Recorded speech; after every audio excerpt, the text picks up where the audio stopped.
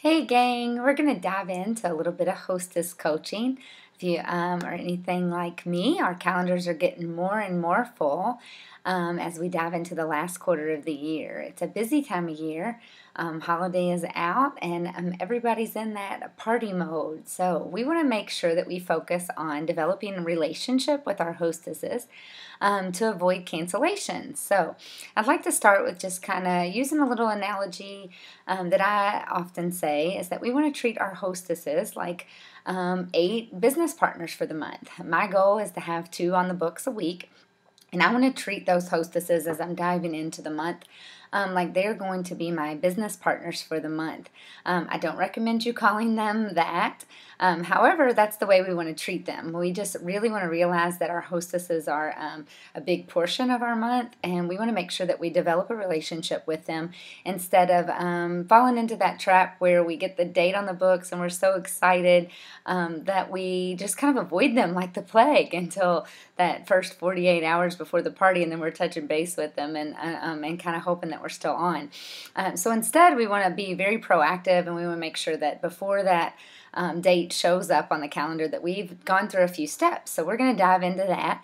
And basically what I want to start with is just looking at our date, and we get it on the books, and within that 48 to 72 hour window, we want to really we want to touch base with the hostess if we haven't already done so, and we want to offer out to snail mail the invitations or to send some email invites through our incredible Hostess Rewards program.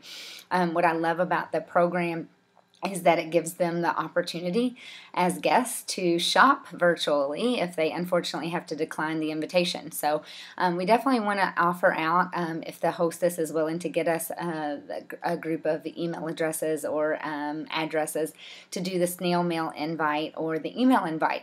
However, I'm going to be very honest with you and tell you that, and I'm going to tell my hostess the same thing. As much as I love my cute little invitations and I'm going to send in the mail, and as much as I love our email invites, the main way to be successful in this and the only way to be successful as this is to truly talk up the pampering evening. The hostess is really just going to be want to be talking this up to the gals that she's wanting there. So I'm going to want to work with her a little bit on that and just making sure that she's sending some texts and some Facebook messages and some personal invites as she's seeing people because her testimony and her personal invite is what's going to make sure that we have a successful night. So moving into that, the next thing I want to do is just also on the flip side of that is just kind of release my hostess from making her feel like that this is any reflection of the amount of friends that she has. We all know that that's not the case. And I think sometimes by using the words as host and party, that comes with a lot of weight, that sometimes they feel like they have to have this huge turnout or otherwise they're going to, their Arbonne friend is going to think they don't have any friends. So I want to make sure going into it, just like I would my business partners, I want to make sure that they know what's normal. I want to make sure that they know what to expect. So I want to make sure that I tell them that I'm looking for 4 to 6 people around the kitchen table, and that I'm not looking for this huge turnout, that I want the night to be like a counter experience, and we can imagine that being at the counter, picking out our skincare, cosmetics with 10 or 12 or 15 people would be a little overwhelming. So I want the hostess to know that I'm looking for a small group, and then that way they think the pressure's kind of released, that they know we're not looking for this monstrous party. So I try to avoid words like host and party, and I tend to use more like a get-together, evening of pampering and PJs, some of those just real laid-back, not a lot of pressure kind of words, so that they know that any turnout is good. And I also tend to weave in here at this point that I'm not really going to cancel. This is my work night. This is the night that I have set out with my family, with my kids. I've gotten childcare arranged. That I kind of have a little bit of a no cancellation policy, and I kind of laugh about that, but that's kind of true. And so I want them to know that if it's just you, I'll be there. Obviously, I want this to be very successful for you. I want you to be able to reap the rewards that our hostess program offers.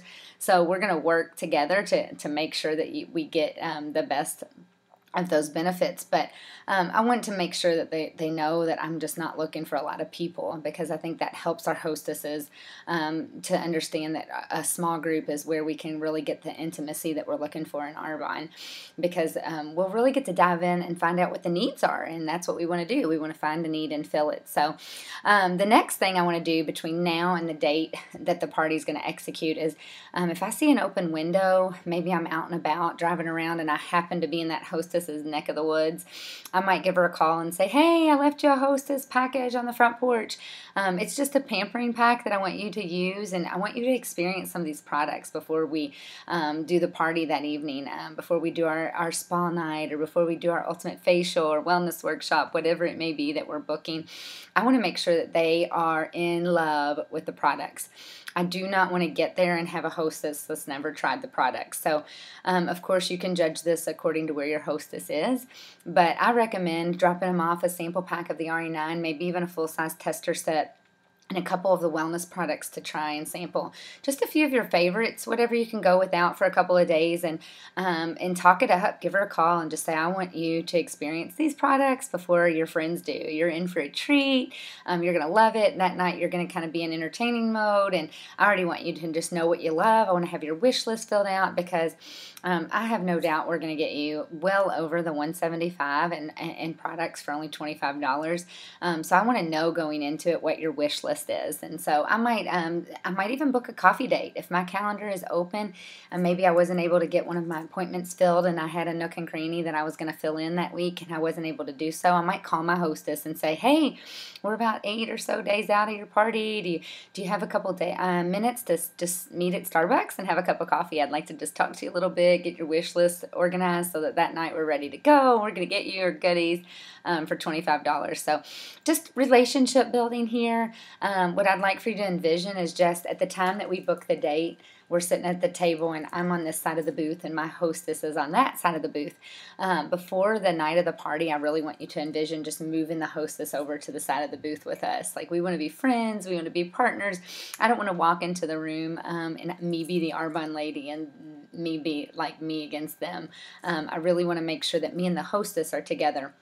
We've all been at the party where the hostess is, validating her favorite product. And if it's not RE9 or, the 30 Days to Fit program, it's whatever she's talking about is going to sell. So we want to make sure that she's turned on to the product line that we're featuring there that evening, that we're pampering the guest with. So we just want to make sure that the hostess is validating and sharing her testimony with those same products. So those are the products that I'd recommend dropping off, and I just think that helps develop a strong testimony. They're going to take the hostess's testimony because they know her, like her, and trust her a lot more than they're going to take the Arbonne lady's testimony. So that's kind of some of my tips as far as getting the booking, keeping the booking, and just making sure that our hostess is just kind of on board with us, and that they know that the whole reason that we're there is to make this just as successful for them as we want it to be for our businesses. So I hope that helped, and let's make it the best month ever. Thanks.